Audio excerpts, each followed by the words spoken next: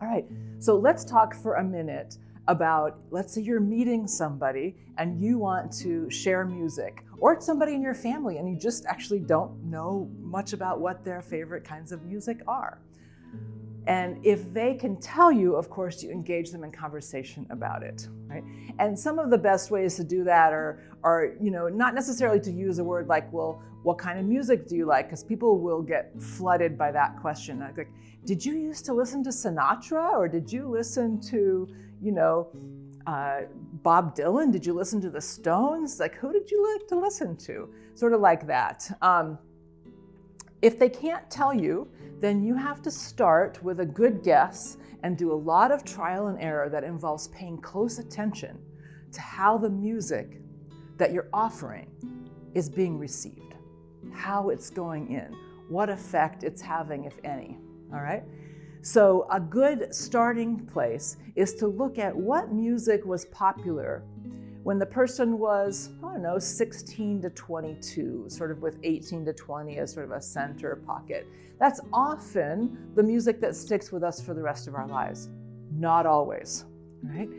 If somebody is dealing with memory loss, if they have dementia on board, then they may not actually remember some of the music that they liked later in their lives. They may be back there with the music from their teen years, maybe even earlier, maybe the music that their parents listened to.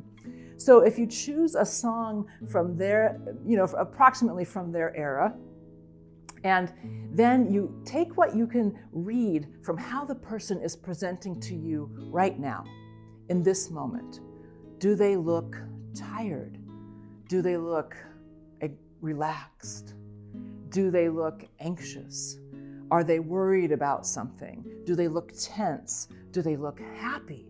Do they look energized? How do they look right now? And you're going to see if you can find a piece of music that kind of matches, as close as you can, how they're feeling right now. That's what all of us want. We want music on the outside that reflects how we're feeling inside, right?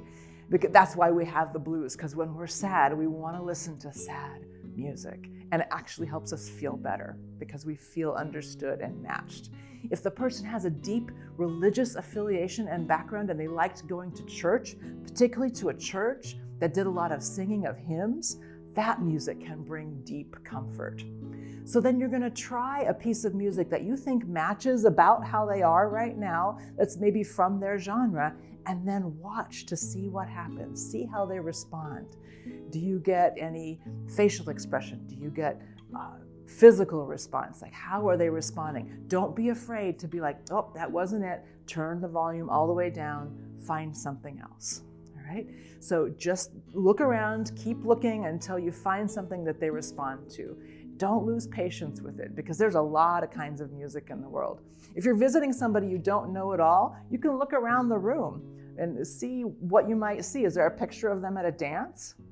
Is there a cross? What information can you gain from their surroundings? So use that as a starting place and see where you get to.